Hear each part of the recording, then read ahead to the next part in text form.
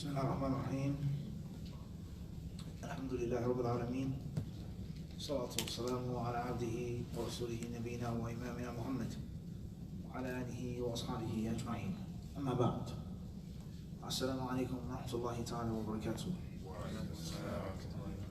May Allah bless you all. May Allah subhanahu wa ta'ala accept your good deeds and increase you.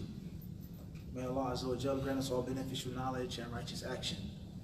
May Allah subhanahu wa ta'ala make this sitting of ours and this gathering of the brothers and the sisters locally and worldwide one of barakah, one of blessing, and one of the remembrance of Allah subhanahu wa ta'ala, and one that is fruitful and beneficial, and one which will allow us to walk away therefrom with countless good deeds and also beneficial pieces of information or pieces of beneficial information. Allahumma ameen. With that being said, the last thing that we mentioned in our last class, and alhamdulillah, last class was last week, was the death of the Prophet alayhi salatu wasalam. The death of the Messenger of Allah alayhi salatu wasalam. We mentioned his birth and also his death. We discussed many important issues, many very practical principles with regards to properly understanding the seerah, history as a whole, and the prophetic history, the Islamic history specifically. We mentioned many of those things in last week's class. And some of the things that the ulama of Islam have said about the Prophet alayhi salatu wasalam, with regards to him being born on Monday, and the revelation being sent down upon him on Monday, and him passing away alayhi salatu wasalam on Monday, and the date of his birth, and what year was it, and how the Arabs calculated time, and what was their calendar, or what they called or what they used as a calendar, and how we benefit from that in 2018. And it isn't specific to Islam, nor is it specific to the Arabs. There were many cultures and many civilizations and many races that had different types of calendars, even to this day. Even to this day. When we say September, October, November, 2018, so on and so forth, BC, AD, that doesn't mean that the entire world uses that and recognizes that. Then obviously English has become a universal language, has become one of the most, if not the most dominant language in the world. Wherever you go, from Germany to Guatemala to Niger to Guam, wherever you go, in any airport, if you get stuck, or any place in which there's an emergency, and you don't speak the local language, or the language of the local people, one way or another, someone knows English. There is someone who knows English. From a cartoon, from a movie, from a comic book, someone knows some type of English. You may be in South America, or Central America, or Mexico, which is predominantly, the language is predominantly Spanish, 99% if not. Al-Muhim, Spanish dominates those parts of the world. Someone speaks English. In the continent of Africa, North Africa, Central Africa, South Africa, they speak English. Wherever you go, someone is going to know some type of English. And that's not always the case with Urdu, or Punjab, or Spanish, or Japanese, or Korean, or Russian, or German, or French, or Italian, which are popular languages as well. So since English has become a very popular language, if not the most dominant language, then there are other cultural aspects and religious influences of the English that have also become dominant, such as the calendar. And it's all connected. The language, the calendar, and many other political, social, and religious norms that come from England and the way of the cross and the crown. This is the reality of life. But everybody doesn't believe in the cross and the crown. So there are other civilizations that have calendars that they still use, or they still acknowledge, and it's from their heritage and their culture. But getting on a flight, an airplane, a sporting event, the Olympics and things like this, of course, is going to go back to that dominant language and that dominant character. You understand this? Wherever the Olympics are being held, they're not going to say in the year of this and the year of that, the year of the rat, the year of the monkey. They're not going to say this name, and no, they're going to use English, the Gregorian calendar, AD, BC, etc. And The reason behind it is what I just explained. Right, understand this? And nothing is an accident and nothing is a coincidence. And this is basic history that we should all know about. Nothing is an accident and nothing is a coincidence. Everyone understand this? So therefore, there are different civilizations that had different timelines and different calendars. And from those civilizations or those nations were the Arabs. And they had a calendar and they had a timeline in which they named the years based off of the events. The most important event, the most detrimental thing, the most dangerous thing, the biggest thing that took place during the year, that was the name of the entire year. So the Prophet ﷺ was born in Amul Fil, the year of the event of the elephant, the year of the attack of the elephant army, the year of the elephant general. Everyone understand this? And the Kaaba, without any question, was and is, but specifically it was a major central figure of their culture and society, in their religion, Quraysh. Abraham's constructed place of worship, and Ismail, وهكذا. So therefore, this man coming to destroy this holy place and this sacred place, to the mushrikun, it was holy and sacred to them. And that's why Allah Azza wa Jalla clearly says, فَلْيَعْبُدُوا رَبَّ هَذَا الْبَيْتِ. Let them worship the one who owns this bait, that they respect and honor and venerate, the Kaaba. Even though they were performing shirk, and they were making tawaf naked, and making sacrifices for gods and deities, but they knew who Allah was and they respected the Kaaba. So this person who tried to come and destroy the Kaaba and knock it down and tear it down and make his own temple, they called the year by what Allah did to that man and his army. أَلَمْ تَرَ كَيْفَ فَعَلَ رَبُّكَ بِأَصْحَابِ الْفِيلِ أَلَمْ يَجْعَلْ كَيْدَهُمْ فِي تَضْلِيلٍ. It's at the end of the surah. Alright? And as we've explained before, Surah Fil and Surah Quraysh, many of the ulama say, are basically one surah. You understand this? There are two surahs in the Uthmani Mus'haf. Bismillah ar-Rahman ar-Rahim is between the two. But many of them say that it's actually one surah. فَجَعَلَهُمْ كَعَصْفٍ مَأْكُولٍ لِإِيلَافِ قُرَيْشٍ. Allah, He turned them, He made them, He cut them down until they were like what? Asfin ma'kul. Plants and herbage, foliage cut down, chewed in half. لِإِيلَافِ قُرَيْشٍ. For the travel of Quraysh and the safety of Quraysh and the protection of Quraysh. إِلَافِهِمْ رِحْلَةَ الشِّتَاءِ وَالصَّيْفِ. Their travels during the shita, the winter, and the summer, meaning to Syria, to Shem, for trade and commerce, goods, selling things, buying things. So Allah Azza wa Jalla, He mentions that He destroyed Abraha. He destroyed that Abyssinian general and his terrible army, that formidable army. He destroyed them for what? And for who? For Quraysh. For the preservation of their society and their civilization, for them to be kept safe when they travel and when they move from Mecca to Syria. And that is why فَلْيَعْبُدُوا رَبَّ هَذَا الْبَيْتِ. Pay back Allah. Repay Allah and worship Him and only Him. Make tawheed and abandon shirk. الَّذِي أَطْعَمَهُم مِّن جُوعٍ وَآمَنَهُم مِّن خَوْفٍ. He who fed them when they were hungry, and He who kept them safe when they were afraid, because there was no winning. Quraysh was not going to stand up to Abraha and his army. The Abyssinians and many other civilizations and cultures were far more advanced than the Arabs at that time. Socially, politically, with regards to affairs of war and military, they were advanced. The Arabs were simple. They couldn't read and write, most of them. Most of them couldn't read and write. And these Jews and Christians in different societies, they had temples, they had buildings, they had structures, they had an art of war, attacking on an elephant. So they didn't necessarily stand a chance. But Allah Azza wa Jalla miraculously protected them and kept them safe and destroyed their enemies. So therefore, worship me and only me. That's the meaning of those two surahs. That's the meaning of those two surahs. And every Muslim should understand this. Every Muslim should know the basics of Juzam, as we've explained. Every single Muslim should know the basics of this surah. Who was Abraha? When, why, and where? Why does Allah say that He sent birds upon them, etc.? So this was a major happening, a major event in history and to the Arabs, and that is why they called that year Amul Fil, the year of the elephant, because that was the biggest and most notable thing that happened during the entire year. And that's how they called that year. And that's the year in which the Prophet ﷺ was born in. And we also mentioned the equivalent of this year in the Western calendar, whether you call it Gregorian or Sun calendar or Viking calendar or Chinese calendar, Allahu Alam, who found that calendar, who found the exploration of the New World, quote unquote. Al-Muhim, we mentioned the date in which the Prophet ﷺ was said to be born, and also the equivalent of the month in which he's said to be born, in the common era. Now, khair inshallah.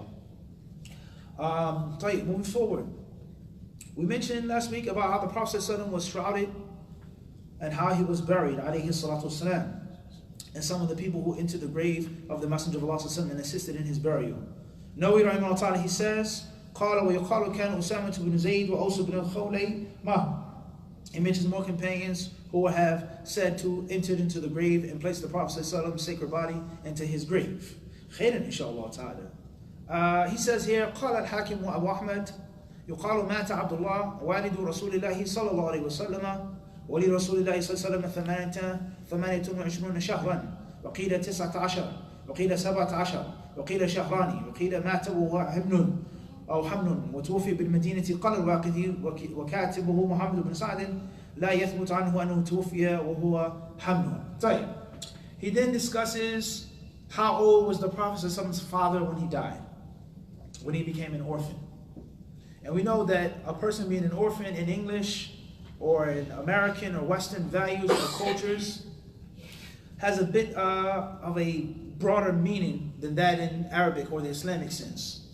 In Arabic, and obviously in Islam, a person is an orphan if he loses his father. Even if you have your mother, you're still considered an orphan. And you're only an orphan if you lose your father before puberty. If you lose your father after puberty, you're not considered an orphan in Islam. Obviously, in America, a person who has his mother or her mother alive and taking care of them as their guardian is not considered a what? An orphan. But in Islam, in the Arabic culture or language, one who loses his father before puberty is considered an orphan. It's considered an orphan. And the deepness of the Arabic language, subhanAllah, the word yatim, orphan, comes from al-yutm, وهو الكسب. And the word linguistically means money. It linguistically means breadwinner, bringing home provisions and sustenance. So the yatim is the one who doesn't have one to bring home his food. Man of the house. You understand the language? The man of the house. That the man is supposed to provide and sustain and pay for things. You understand this? So the Messenger of Allah, we know that he was an orphan. So they discuss when his father passed away. Some of them, they say that Abdullah, the Prophet's father, died, and the Messenger of Allah ﷺ was 18 months old. 18 months old. He was a young baby. Some say 19 months. Some say 17 months. And some even say that the Prophet ﷺ wasn't even born yet. That his father died when his mother was pregnant. And then the footnotes here is a discussion here.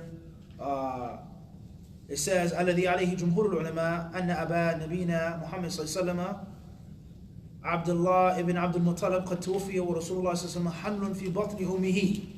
وممن رجح ذلك ابن القيم وابن كثير والذهبي وابن حجر وابن الجوزي وظاهر في قوله تعالى ألم يجدك يتيما فآوى وأبلغ اليتم وأعلى مراتبه موت والده وهو جنين صلى الله عليه وسلم في بطن أمه. The one who makes the footnotes, the annotator, he says that most of the ulama hold the view, not all of them, but most of them say that the Prophet's father died while the Messenger of Allah was in his mother's womb, before he was even born. Everyone understand this? They say that his father passed before his mother gave birth to him. From the ulama who held this view was Ibn al-Qayyim, rahimahullah, Ibn Kathir, al-Dhahabi, Ibn Hajar, Ibn al-Jawzi, and others. And he says, and this is zahir, is not textual, it's not text, but it's apparent. It's apparent when Allah Azza wa Jal says, Alam yajidka yatiman fa'awa. Allah says, has Allah not found you as yatim? Fa'awaka. And he supported you. And he gave you a place, and he gave you someone to look after you. And he said that the worst and the highest level of a person being an orphan is for his father to die before he's even born. That's much worse than him being 2 or 3 or 4, etc. In which the father isn't there at all from the get-go. Khairin inshallah. Moving forward. He says, وَمَا تَجَدُّهُ عَبْدُ الْمُطَّلِبْ وَلَهُ ثَمَانْ سِنِينَ وَقِيلَ 6 سِنِينَ وَأَوْصَى بِهِ إِلَى أَبِي طَالِبٍ. As far as his grandfather, Abdul Muttalib, then he died when the Prophet was 8 years old. 8. He was 8 years old. He was a small boy. And some say 6 years old. And when he died, when he was on his deathbed, he placed Abu Talib in charge of him. Look after this boy. Look after my grandson. You take care of him. You're now his guardian. وماتت أم رسول الله صلى الله عليه وسلم وله 6 سنين وقيل 4 سنين وماتت بالأبواء مكان بين مكة والمدينة. And before we move forward, this goes to show us, brothers and sisters, is that Allah Azza wa Jalla is going to protect His deen. And He's going to protect those who uphold His deen.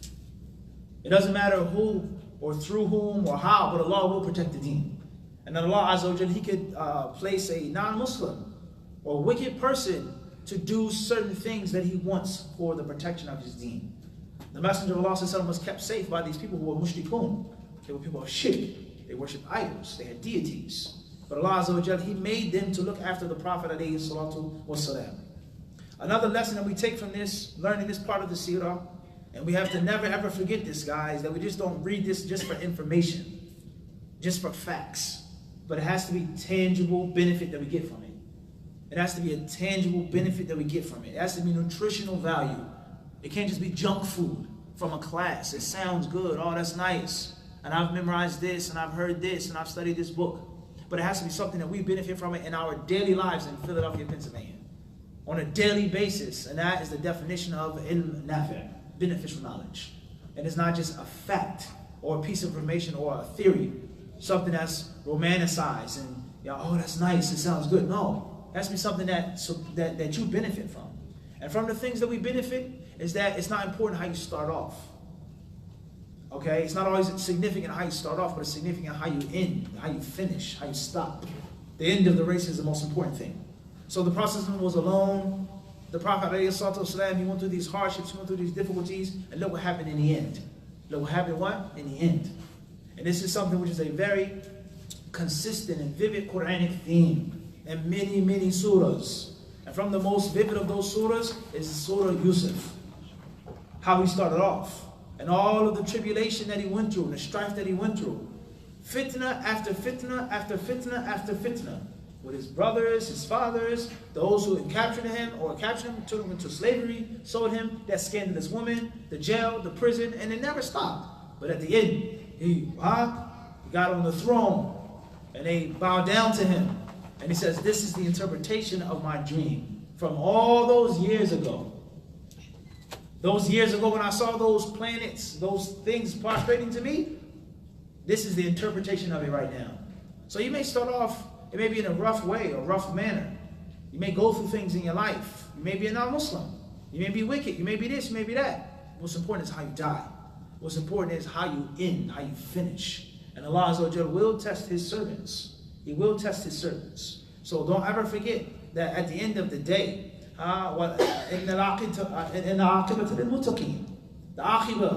outcome is for the pious. So therefore, Abdul Muttalib, his grandfather died and the Prophet was 8 years old. And then he gave instruction to Abu Talib to look after him, as if they knew that he was special and that he was to be looked after and taken care of. As far as the Messenger of Allah's mother, and we also mentioned this last week, that his parents were not upon Islam. They were not upon Islam. His mother died when he was 6, and some say 4. And he also mentions the place in which he died, the place between Mecca and Medina. وَبُعِثَ صَلَّى اللَّهُ رَسُولًا إِلَى النَّاسِ كَافَةً وَهُوَ ابْنُ 40 سَنَةً وَقِيلَ 40 وَيَوْمٍ.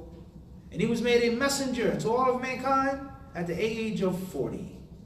At the age of 40. And some say he was 40 wayom, 40 years and 1 day. 40 years and 1 day. Some of the ulama, they say that the reason why Allah Azza wa Jalla sent him at 40 years old is because 40 years old is considered to be the balanced prime of a man. If you're talking about sports and athleticism, then obviously 40 isn't necessarily your prime. Your body is beginning to wane. Your strength and your speed is beginning to wane. It can still be there, but your best days are definitely behind you with regards to strength and speed. As far as savvy, finesse, experience, generalship, then you may still have it at 40. You still may what?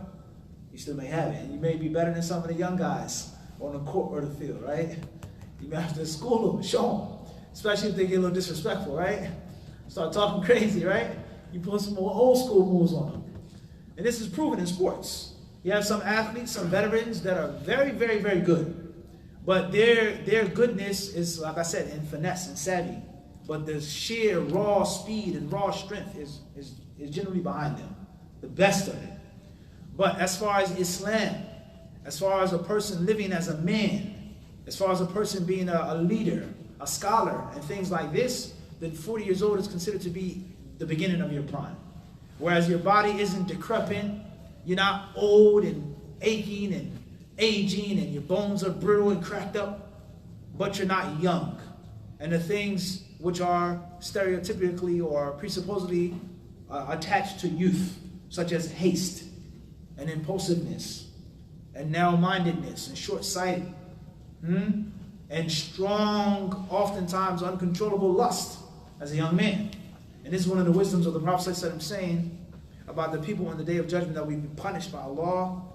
Allah will not look to them, He will not speak to them, He will not purify them. And from those people, the hadith says, Oshaymitun Zanin is an aged fornicator. Someone who's old, his beard is black and white, and he's still making zina. And the reason why they say this is because he still has lusts. Of course, zina is haram for a young person, but the older person is supposed to be more matured. He's supposed to be more aged. He's supposed to have been through life now. And also, he's supposed to have daughters and granddaughters by now.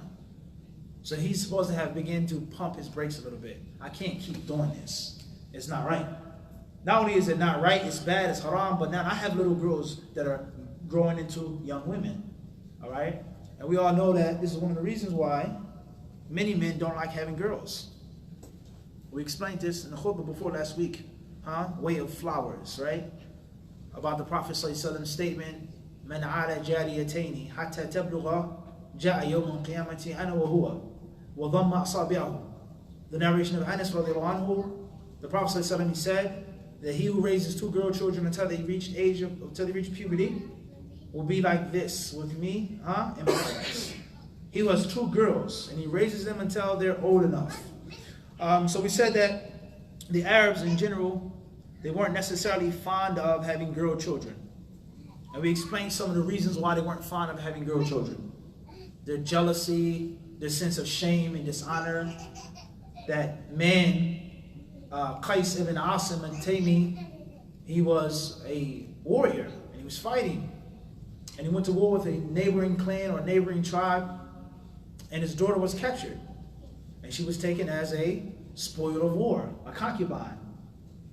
And when the fighting was over and it began to come to peace and to an armistice, the man, he brought his daughter. And the owner of the girl, regardless whether he married her or not, the man that was with her, he gave her the option. He says, you can go back to your father, we're done fighting, or you can stay with me. And she chose to stay with her spouse, or to stay with her master. So he was broken. And he swore that after that, I'll never have a girl unless I bury her alive. There's no way that this can happen to me again. It's shameful. Not only is my daughter a concubine, but she chose him over me. This is one of the reasons why they would bury their girl daughters alive. Because they were afraid out of utter shame. Don't understand this? And there are other reasons as well. But today in our culture, alhamdulillah, I don't think this problem is like how it was in ancient Arabia. However, many brothers, not all, they don't like having girls. And one of the reasons why they don't like having girls is because they don't pay backs. It's reality. How many girls did you sleep with and manipulate? How many girls' virginity did you take and the innocence that you stole from them and discarded them? Now, you have a little daughter now. She's in puberty and she's growing and developing, and there are boys, dogs and wolves, panting and licking their tails down. Some of the ulama of Islam, they say that a zina is a debt that must be paid off. Some of them, they've mentioned this. They say that zina, once you do it, it's a debt that you have to repay. And they say that you pay back the debt with your daughter. Some of them, they mention this through experience and history, is that it's going to come back to you one way or another. Now, is this a hadith of the Prophet? We're not saying that. But it's wisdom. And they say what goes around comes around. So oftentimes, brothers, they don't want to have girls because they know how foul they were when they were younger. They know how foul they were when they were younger. So that's when you're younger. But when you get older, 40, 50, 60, you're supposed to have more self-control. You're supposed to have more wisdom. You're supposed to have regret and remorse. You're 60 years old. You have gray in your beard and you run around chasing girls. Chasing young girls. It's not right. And that is the meaning of that hadith. Is that he will have a specific punishment. The one whose beard is gray and black. Even if you have hinna. Even if you hinna it out, Sheikh. It's still gray. The person who's a fornicator and he's old. So therefore, the Prophet ﷺ was made a messenger at 40. He was made a messenger at 40. And that's because 40 years old, the body is still strong, relatively strong. And the mind is beginning its next phase of maturity and growth. And a man who's 40 isn't too old, his memory is still sharp, but he isn't too young. It's like a perfect balance. So this is one of the wisdoms of the Prophet ﷺ being sent as a messenger at the age of 40. On a side note, we all know about, Yarhamakallah, what's mentioned in the Quran about وَكَوَاعِبَ أَتْرَابًا. Okay, and other ayats about women and men being in paradise at a specific age. And some of the ulama, they say 33 years old will be the age of the people of paradise. And there's the wisdom behind that is your body is still physically strong. And your mind, etc. طيب, moving forward. وقام بمكة بعد النبوة 13 سنة وقيل 10 وقيل 15 سنة ثم هاجر إلى المدينة فقام بها 10 سنين بلا خلاف وقدم المدينة يوم الاثنين ل12 خلت من شهر ربيع الأول. قال الحاكم وبدأ الوجع برسول الله صلى الله عليه وسلم في بيت ميمونة يوم الأربعاء لليلتين باقيتان من شهر صفر.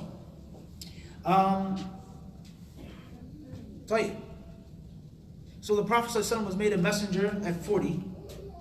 And there are many different issues that pertain to the life of the Prophet ﷺ before he became a messenger.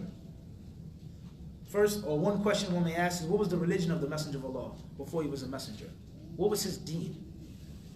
Was he upon the deen of his forefathers?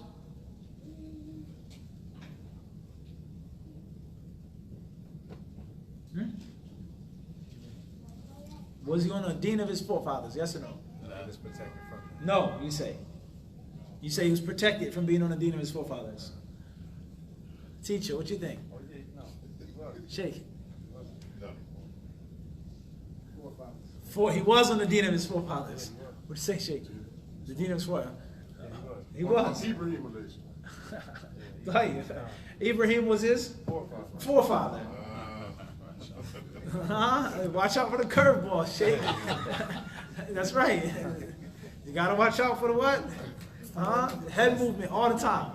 Shoulder, you gotta watch out for the feint. He fell for it though. The okie doke, right? We call it. Out of him, his forefather was Ismail alayhi salam. And Ismail was the son of Ibrahim.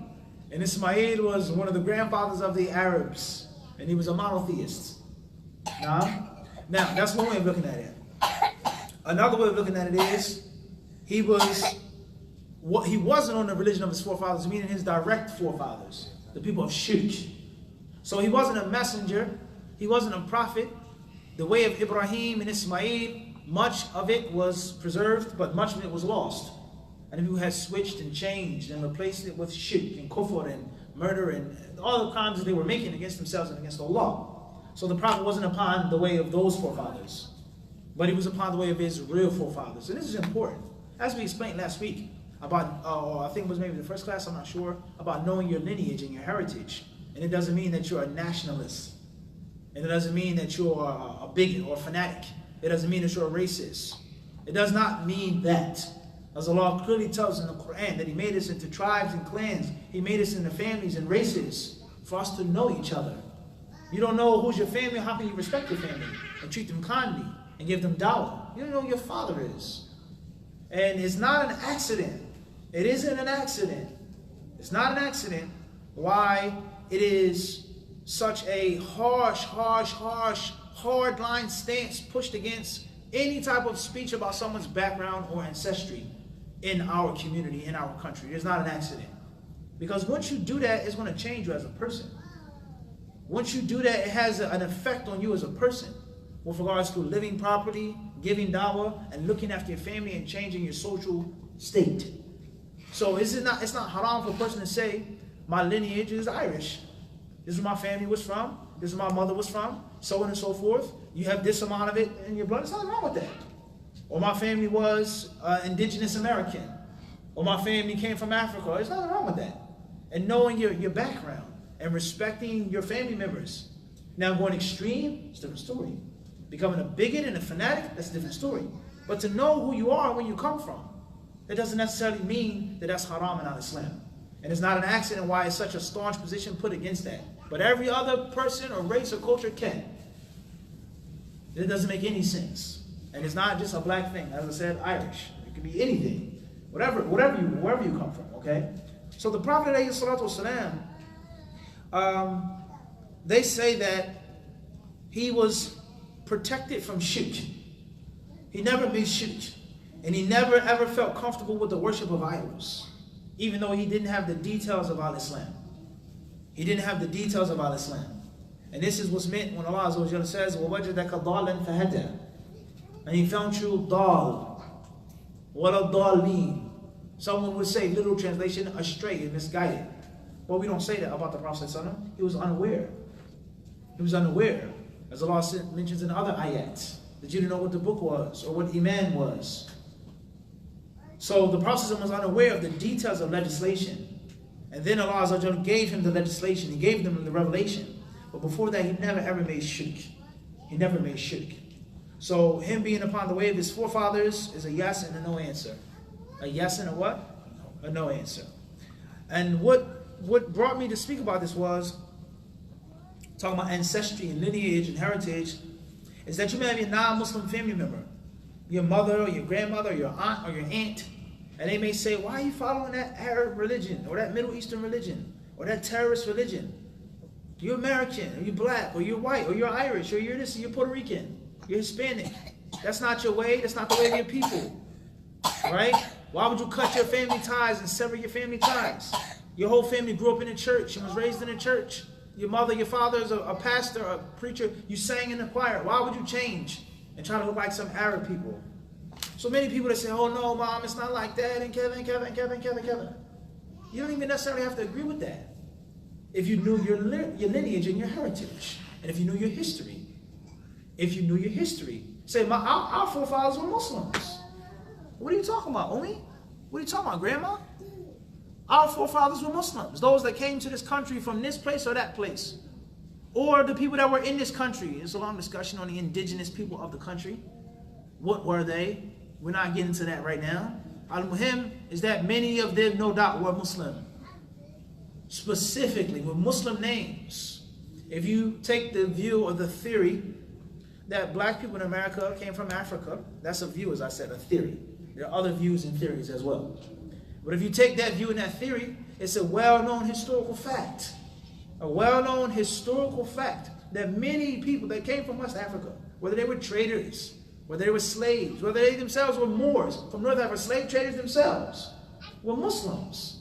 And they had Muslim names, whether it was an Arabic name or Diallo, West Africa, these countries. It was a large percentage of Muslims. And there were many slaves that knew the whole Quran and that could write Arabic. They found these things on walls and on parchment. Slaves that were oppressed and beat not to read and to write, but they still memorized the Quran.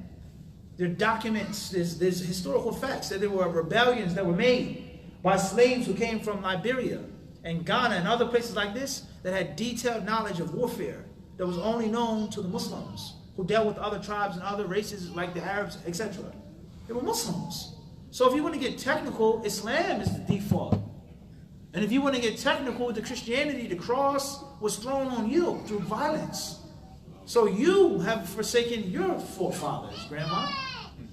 You've forsaken your ancestors. Wahakala. So history is very important. And if it's used properly, it is a very strong and formidable weapon. Very strong and formidable weapon if it's wielded properly, knowing the facts. And you never have to apologize for facts. You don't have to apologize for telling the truth, to saying what it is. This is the truth, read it. But the average person doesn't read. The average person doesn't understand how to critically understand and break down and look into things. And they just take the narration that's given to them. This is where you come from, this is your family, this is Kevin, and that's Kevin. And that's not true. It doesn't mean that you have to be a conspiracy theorist. The facts are the facts. Right, moving forward. He says the Prophet ﷺ, he stayed in Mecca for 13 years. After he became a prophet, he remained in Mecca for 13 years. And others, they say it was only 10 years. And a third view says that it was 15 years he stayed in Mecca. As we've explained before, the different discrepancies with regards to history and the dates and the numbers, etc. Now, the question is, what's the difference between a prophet and a messenger? Whereas nobody clearly mentioned that he was a Rasul, and then he mentioned Ba'd al-Nubuwwah, after prophethood, prophecy. What's the difference between the two? Is there a difference between the two? No. You say no. Yes. Naam or no? Yes. Yes. It is a difference. Yes. You agree? Distinction. There's a distinction. Right. Everybody agreed that there's a difference. The messenger came with a book, the prophet didn't. Right. The messenger came with a book, and the prophet did it. MashaAllah. MashaAllah. Anybody else? Everybody agree with this? That there's a difference between the two? Nobody feel that it's synonymous? All the prophets, all the prophets are messengers. All the messengers are prophets. But not all the prophets are messengers. Tight. Tight. Anybody else? Everybody agree on this? Okay, so with that being said, what's the difference between a prophet and a messenger? He said that a messenger has a book and a prophet doesn't have a book. They both received revelation, but one was sent to act upon the revelation. They both received revelation, but one of them was told to do something with it and the other one wasn't. Right. Tayyib, anybody else? The prophet can be a messenger. A messenger can be a prophet, but every prophet isn't necessarily a messenger, as he mentioned. Anybody else? Any other differences between the two?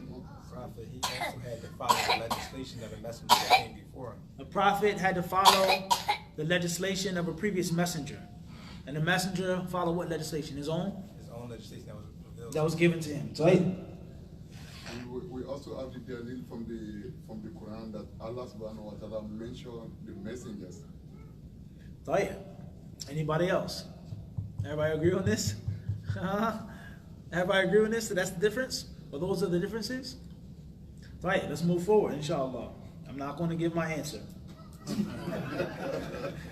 Nawawi rahimahullah ta'ala, he says, then he migrated to Medina. And that's a very long story. And there are many wisdoms and benefits behind the Messenger of Allah sallallahu alaihi wasallam migrating to Medina.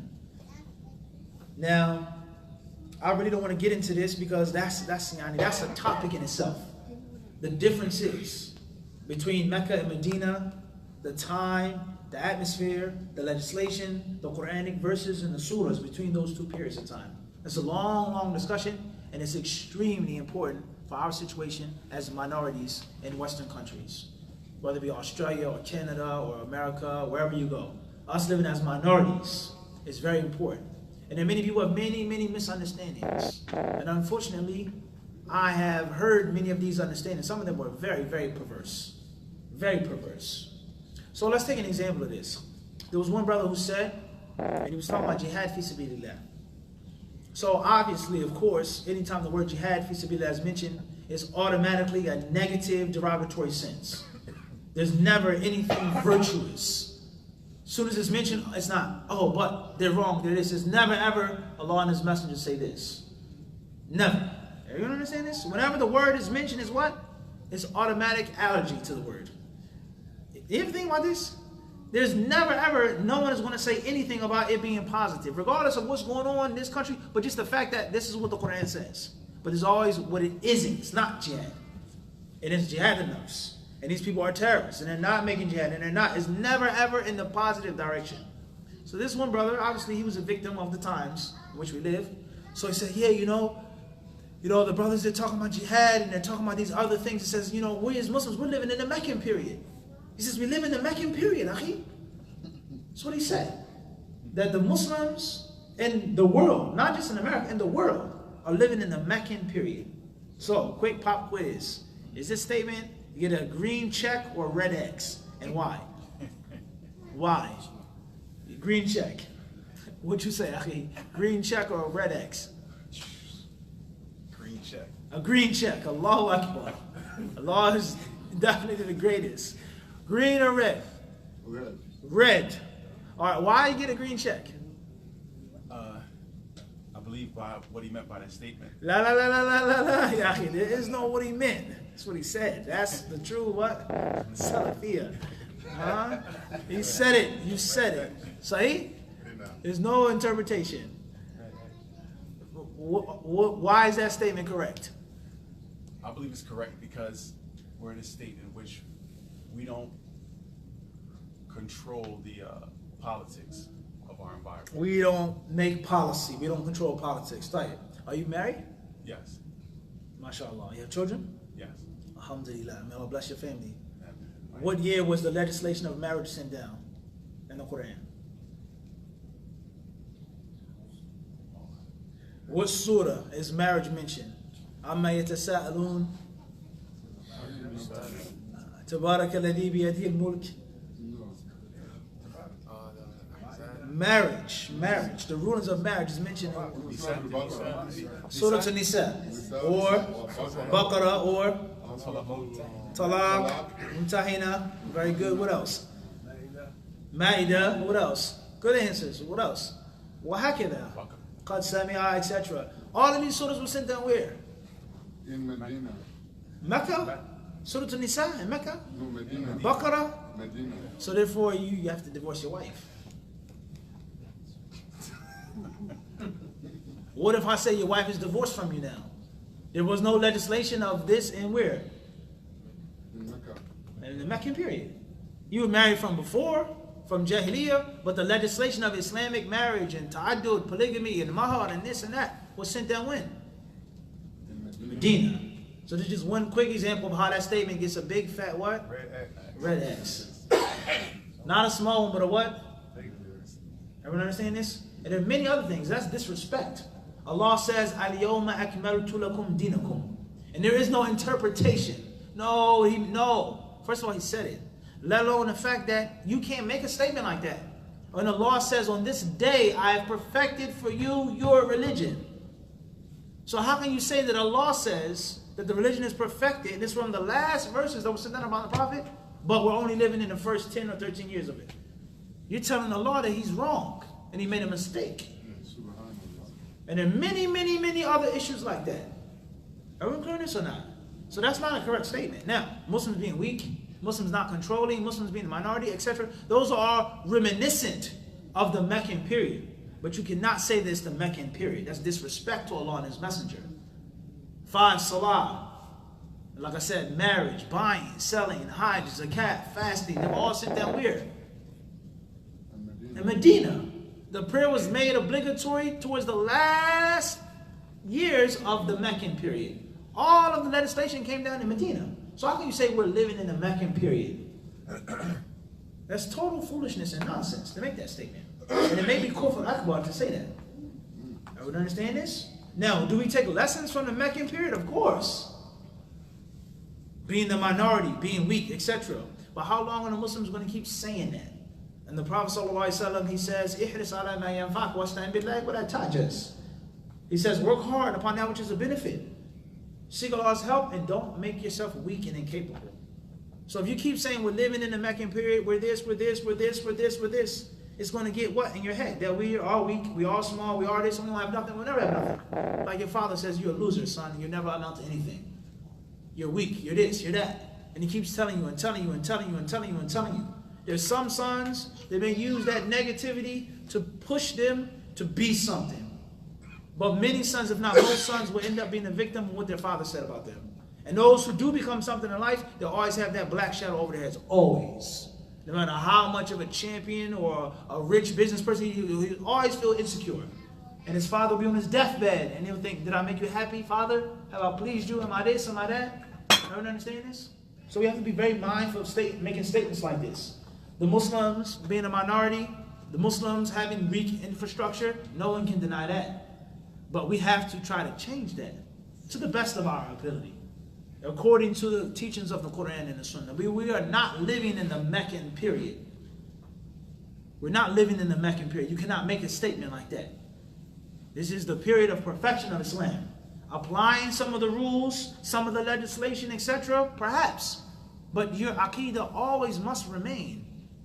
If we don't have the Sharia here in Philadelphia, you can't believe in your heart that the Sharia isn't what's mandatory and obligatory.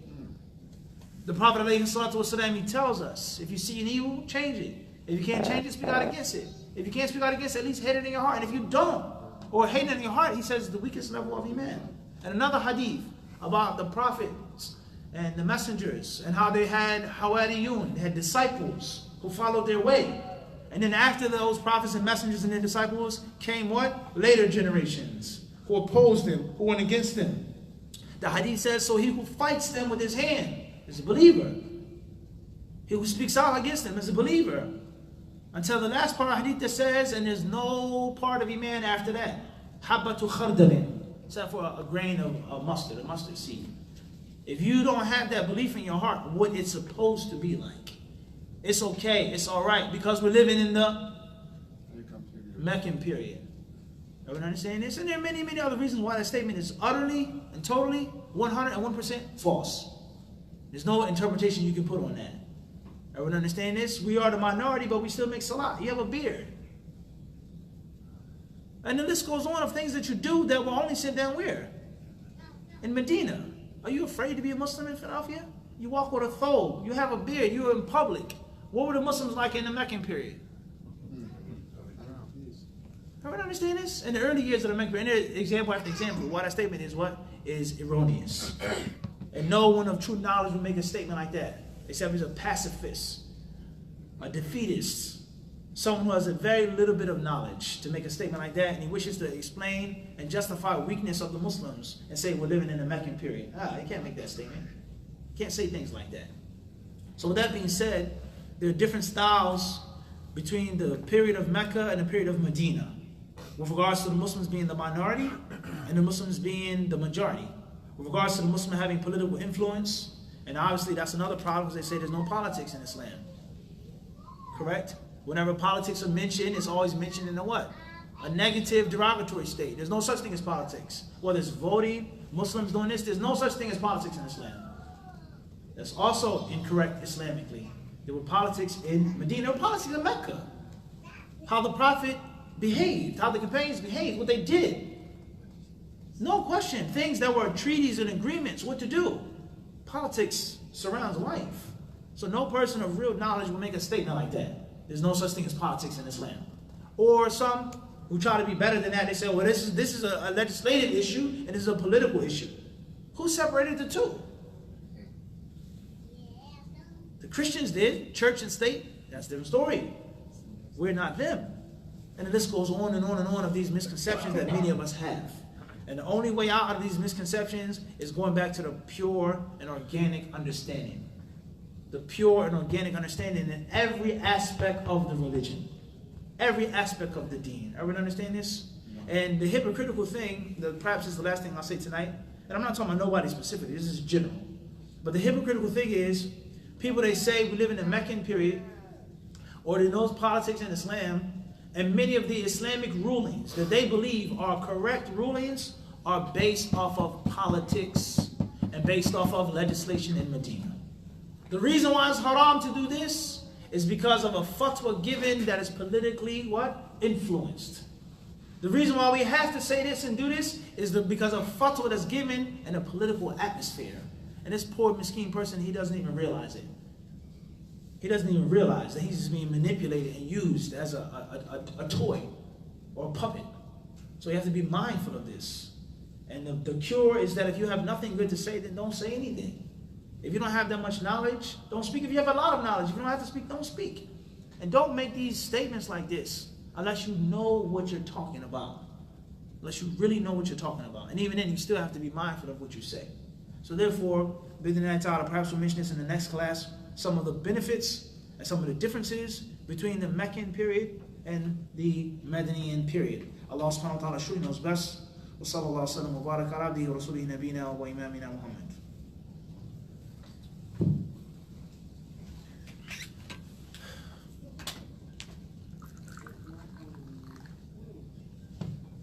Got your phone, Mikey? Got your phone? You mind reading questions?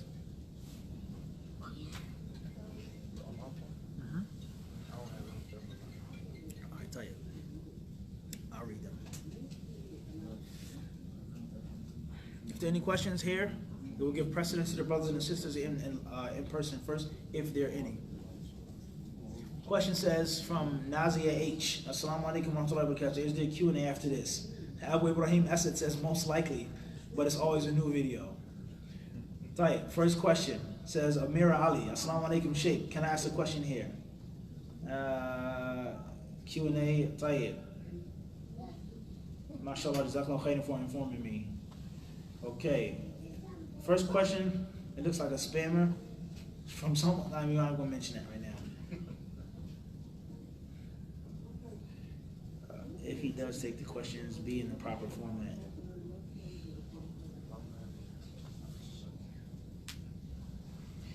Tayyip, are there any questions, brothers or sisters? Question says, Khabib the Eagle. Assalamu alaikum Sheikh. Is it right or wrong to raise our hands up to say Ameen during the khutbah when the Sheikh is making dua? Wa alaikum assalam wa rahmatullahi ta'ala wa barakatuh. I say yes and a no answer. The yes part is that the asl of making dua is that you raise your hands. There are many authentic hadith in which the Prophet said made dua to Allah and he raised his hands. Different ways in which he raised his hands. He raised them a little, he raised them a lot, he stretched out his arms, etc. So raising the hands in the dua, there is no doubt there's a connection between the two. That's the general rule. However, doing it in a specific way every single time in which the Prophet ﷺ could have done it, but he didn't do it, or the companions had the ability to do it, but they didn't do it, you should avoid it. You should avoid it. So if the Imam is giving the khutbah and he says, may Allah bless the Muslims, may Allah do this, and you say Ameen, you raise your hands, you did it once or twice, doesn't necessarily mean it's a bid'ah, doesn't necessarily mean it's haram, because there's general proof to support that. But each and every time, as soon as the Imam sits down, the people, they raise their hands when they sit between the two khutbahs.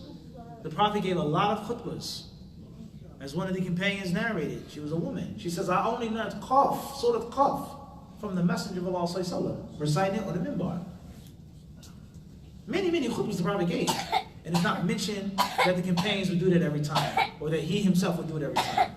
So therefore, this is a general rule that can go more than one direction. Can you raise your hands and make dua after the salah? You can't necessarily say it's haram and it's a bid'ah. Because you can raise your hands and you can make dua. It's not restricted. But there are other things which the Prophet did when he made the taslim. And there are other times which the Prophet instructed us to make dua with regards to the tashahhud. And when you finish your tashahhud, before you make the taslim. So to keep doing it over and over again in a specific way is going to lead you to something which is clearly problematic. And Allah Azza wa Jalla knows best. That's in brief. Question says, Sheikh, can I put dye on my hair? I'm not old with gray hair. Neither am I hiding anything. Can I just put black dye for beautification? It's from the same questioner. And inshallah ta'ala, if the brothers and sisters could please mention where you're from, the hadith asaba format. The format is that you have to mention your initials and your town and your state, or your city or your country. There's nothing wrong with dyeing your hair for men and for women.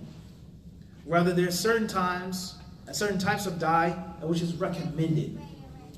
It's recommended, whether it's henna or henna and ketam, or woman dyeing her hair any color that she wants to for the pleasure of her husband. But black dye should be avoided. Solid black should not be done. The ulama of Islam, they differ on this issue. Some of them say that it's haram to use black dye on your beard or your hair for men and for women. And others, they say Rather, it is not haram in certain instances, such as a woman who's dyeing her hair for her husband. And some of them, they say, one who's fighting in the cause of Allah, to dye his hair black, to appear strong in front of the enemy, psychological warfare, and not to present the Muslims as being old and weak. They say it's permissible. And there are others from among the ulama of Islam, from the Salaf and those who came after them, who say that there's nothing wrong with it at all. There's nothing wrong with it at all, to use black dye. So the safest view is to avoid it. That's the safest thing to do. And Allah Azza wa Jalla knows best. That's in brief. Next question says,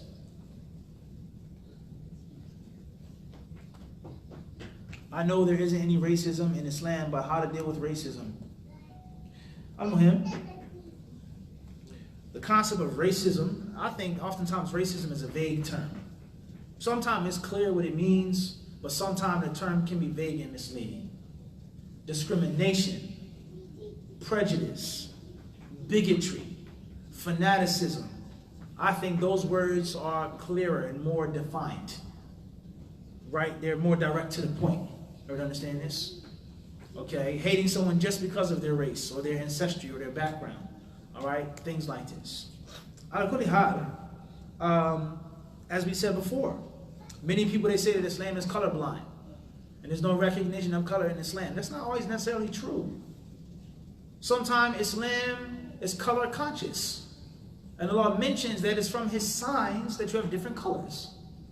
That's from the signs of Allah subhanahu wa ta'ala, that you have different colors, as Allah mentions in the Quran. So due to the fact that you have different colors, it shows the power of Allah and the strength of Allah. And it shows the diversity and the creation of Allah subhanahu wa ta'ala. It's all beautiful. So that's the concept of accepting a color or a race. That's one aspect. Also, from another aspect, with regards to knowing your family and knowing your tribe, and for a person to look after his people and the needs and the ills of his people before someone else, it does not mean that that's a bad thing.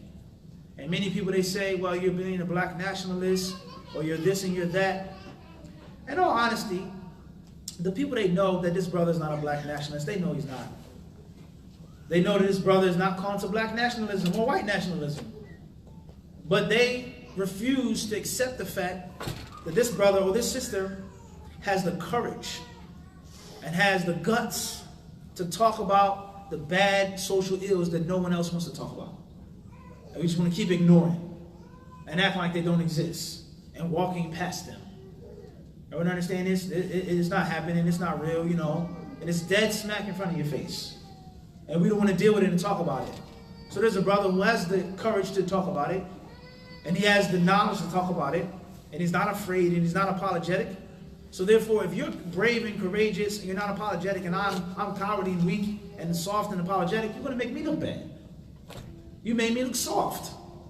So to keep the attention from you outshining me and embarrassing me, I have to bring you down and call you a nationalist. Call you a nationalist. What's a nationalist? First, say we have problems here in our country, and this is what we need to focus on. This is what we need to deal with. And this outsider, and this foreign person, and this person who comes from this place, he can just pack up his bags and leave when he wants to. Is that black nationalism or white nationalism? No. If there's a brother who's from Puerto Rico or from Dominican Republic, and he accepts Islam, and he learns the deen, and he gives dawah in Spanish, and he makes an organization or a masjid or a charitable foundation for Latino Muslims or Hispanic Muslims, and he focuses on Spanish and the problems that people suffer from that come from Dominican Republic. You say he's a nationalist? It doesn't mean that. If there's a brother who came from West Africa and he made a center or a masjid in which he spoke French, or he spoke one of the native dialects of West Africa or the native languages, and he says brothers that come over, they have a hard time getting a job, they have problems with their family, with their wives, their sons, we're going to focus on these problems. But if a white person or a blue person comes to the masjid, he's our brother. But the majority of the community is from West Africa. So we have to focus on the problems of West African immigrants. Does that mean that that's nationalism? What type of sense are we using here? So something is seriously wrong with the way we think oftentimes. So with that being said, Islam, there's no racism in Islam. The word racism oftentimes is vague, as I just said. That's first and foremost. Secondly is, just because there's no racism in Islam or prejudice or colorism, it doesn't mean that the Muslims aren't racist or prejudiced or colorist or discriminatory, etc.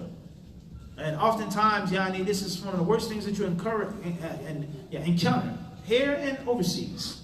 And don't think it's a black and white thing or Arab and black thing. You may find a brother, and this is nothing against nobody, but it's the truth.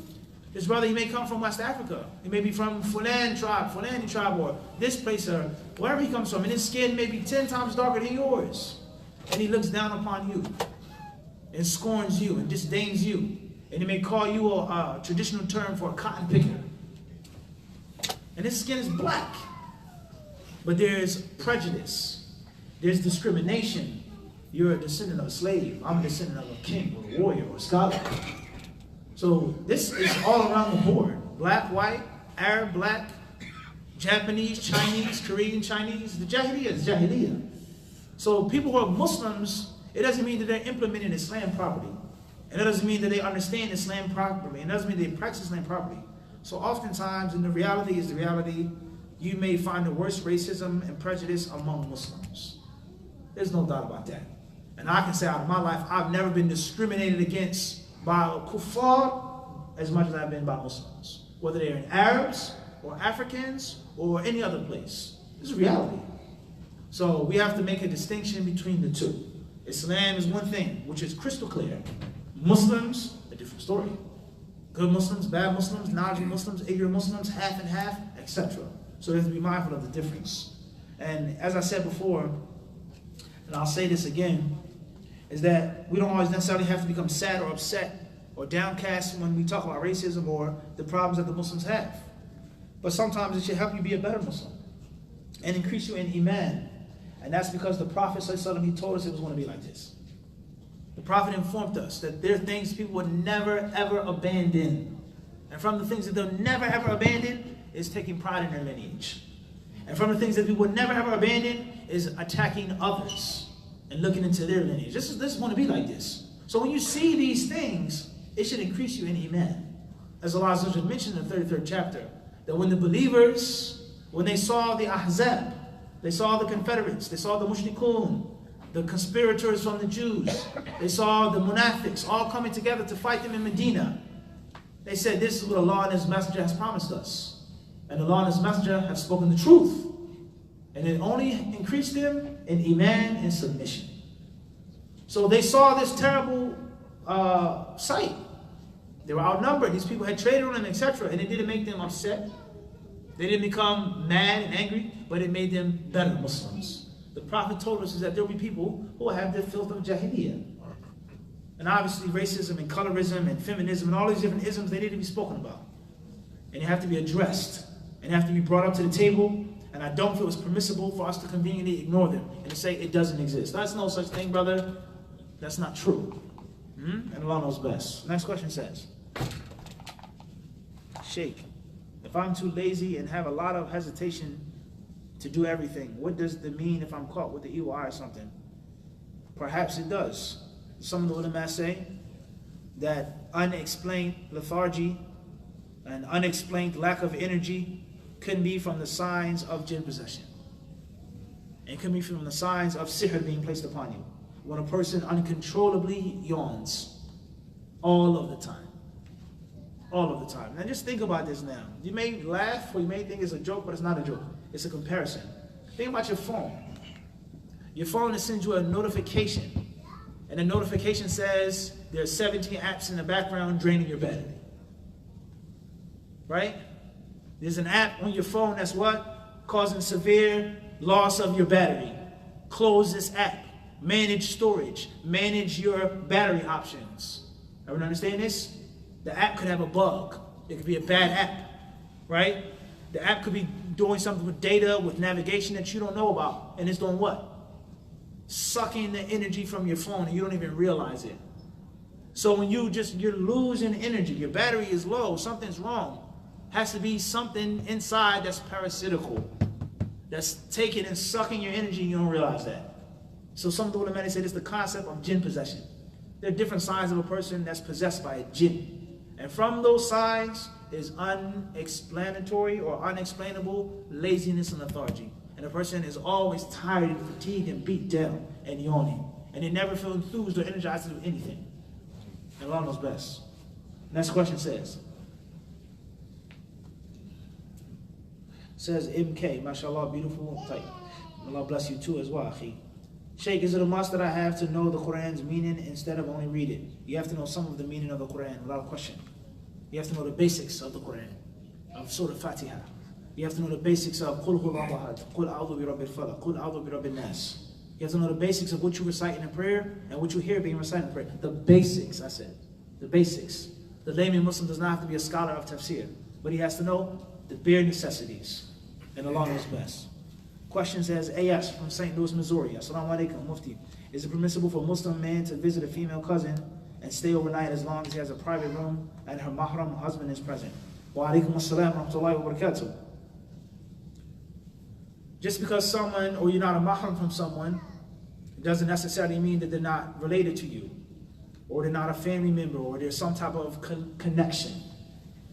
And if there's some type of connection, whether it's through blood or other than blood, then that person has some type of rights over you, or some type of haqq over you. And from that haqq could be visiting them, or giving them money, or giving them dawah, or being kind to them. So just because it's your cousin, and you're not mahrams, and you can get married, it doesn't mean that you can't never ever visit them. And you can never ever show them love and respect and kindness. It doesn't mean that. Your sister-in-law, you're not a mahram for your sister-in-law. If you're married to her sister, and she has another sister, you're not mahrams. It's haram for you to marry her and her sister at the same time. But if you had divorced your wife, or she died, it's permissible for you to marry her sister. So you're not a mahram. It's not eternally haram for you to marry that woman. But does that mean when you see your sister-in-law, you don't speak to her? You can't say, Assalamu alaikum, how you doing? You give her respect, a smile with respect and honor. You can't drop off some groceries or some pastries at their house. No, it doesn't mean that. And many people, they think this. That's not the sunnah of the Prophet ﷺ. You be kind to someone, even if the person isn't a Muslim, in the proper light, So therefore, if you're in a place and there's no seclusion, there's no khalwa, there's nothing haram that's going on, it's like any other place. You can be in your own home doing haram. You can be in someone else's house not doing haram. Al-Muhim, the rules. If you're not with her by yourself, her husband is there, it's a secure atmosphere, Bismillah. And Allah knows best. Question says, it says, MR, Hyderabad, India. Assalamu alaikum, Sheikh.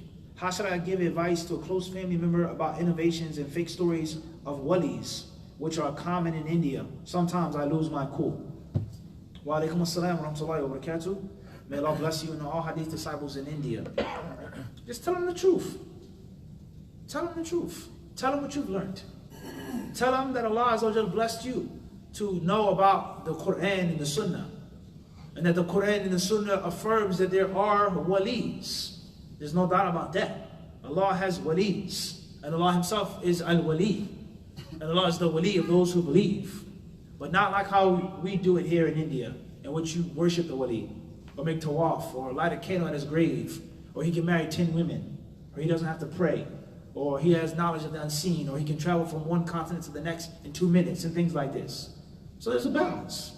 We don't disrespect the wali of Allah, nor do we worship the wali of Allah. It's that simple. And it's not about Ibn Taymiyyah, or Ibn Abdul Wahab, or Ibn Baz. It's about Allah and His Messenger. Allah clearly affirms that there are walis. And Allah clearly affirms, وَمِنَ النَّاسِ مَنْ يَتَّخِذُ مِنْ دُونِ اللَّهِ أَنْدَادًا يُحِبُّونَهُمْ كَحُبِّ اللَّهِ. From men are those who take partners along with Allah, and they love them with Allah. So we don't do that. Allah says that in the Quran. And Allah also says in the Quran, أَلَا إِنَّ أَوْلِيَاءَ اللَّهِ لَا خَوْفٌ عَلَيْهِمْ وَلَا هُمْ يَحْزَنُونَ. The walis of Allah have no fear. They have no grief and no stress. الَّذِينَ آمَنُوا وَكَانُوا يَتَّقُونَ. Those who believed in that taqwa. So Allah affirms there are walis, and Allah clearly negates and abolishes and falsifies shirk. Period. That's it. So what is this wali here in Hyderabad? Is it someone that prays and fasts and has ilm? He's a mujahid. He spends in Allah's cause. The people, they love him. They seek his advice. They learn from him. Alhamdulillah. If there are people in India who say that they're following Muhammad Abdul Wahab, or saying that they're Salafis, or saying they're Ahlul Sunnah, and they disrespect this man or this woman, They say they're not upon the sunnah, they're not following the salaf. And if there are people in India who are saying that there is a wali, we have to carry him, we have to worship him, we have to give him all of our money, we have to marry him to all of our daughters, we have to. We say they're also wrong. And they're not following the Quran and the sunnah. So everything in Islam is based off of balance. There are walis, but not to be made as lords besides Allah. And the wali is someone who's pious and righteous, and not someone who's a charlatan, not someone who's a con artist, someone who makes money saying I can fly and I can forgive you and your wife will become pregnant if I stroke her belly and things like this. There's a balance. It has to be a balance. But the problem comes, and Allah knows best, the problem is complicated and it's made worse when people who call themselves Ahlul Sunnah, Ahlul Hadith, have a little bit of knowledge and a great deal of haste. They have a little bit of fiqh. They have a little bit of hikmah. And they have a great deal of speech. Talking about people and reviling people and criticizing people. So it pushes them to another side of extremism. Everyone understand this? Look at these people. These are the Wahhabis. Everyone understand this? So it has to be a balance. And the people of the Sunnah, wherever you are, Philadelphia or India, you have a great duty on your hands. A major responsibility to learn the correct deen and to practice it with wisdom and to be strong in your ilm and not to compromise, but offer the people the Sunnah how it's meant to be offered. And Allah knows best. Next question says, Assalamu alaikum Shaykh, is bidding for items on eBay halal? In Al-Islam, it's permissible for people to buy and sell. And there's nothing wrong with necessarily having a bid or making a bid. It's impermissible to lie, to cheat, to steal. And it's impermissible, as the hadith says, وَلَا تَنَاجَشُوا. Do not make najash. And a najash is when there is someone in the crowd who keeps raising the price, but he really doesn't want to buy the thing. He's in cahoots with the seller of the car, right? The sheriff sale, right? 200 going once. 200, 200, 200, 250, he says. 250 going once, 4, and he keeps raising the prices. He really doesn't want to buy it. So the ulama say that hadith prohibits that. So if that's prohibited, that proves that bidding in Islam is permissible as long as it's done properly. So there are things online that are done properly, and they are Islamically or Sharia compliant, and there are things that can be done online which are improperly done, haram, and they're not compliant with the Sharia. What's important is, as long as the rules are the same, buying it online, Amazon, eBay is no different than trading a pound or an ounce or a saw or a mud of barley and dates and salt. It's all the same concept. And Allah knows best. Next question says, it says Imar Ahmed. Assalamu alaikum Sheikh. My name is Imar Ahmed from Boston, Massachusetts. It's bidding night. Got that already? Hamza Flash. It says Wagwan Mufti. Wagwan. AS from St. Louis, Missouri. Assalamu alaikum Mufti. Do we have any authentic sources on Maryam's life after Isa ascended? Allah knows best. History. People mention things and say things. The isnad is from the specific traits of this ummah. The isnad, accurately tracing information, is from the specific characteristics of this ummah. And even with the isnad and the sciences of hadith, there's still discrepancy. He says this year, he says that year. So that's very difficult to accurately trace back. And most importantly, the next question is from Amira Ali. My father passed away 7 years ago, and my mom got remarried. Her new husband doesn't know how to recite Fatiha properly, and because of that, I stopped praying behind him. My mom gets mad. Give him advice, and give your mother advice. Help them out. Don't turn away from them doing something that's clearly wrong. Give them advice. Perhaps they'll listen to you. Lead them in the direction of a learned person, of a knowledgeable person, of a scholar, or an alim, an imam in Islam. But in the meantime, don't pray behind someone that you feel the prayer is invalid. Don't pray behind someone that you feel is not doing the necessary fundamentals of the prayer. But give them advice at the same time. And don't allow them to remain upon that misguidance. Okay? Adinu nasiha. And Allah subhanahu wa ta'ala knows best. Question says,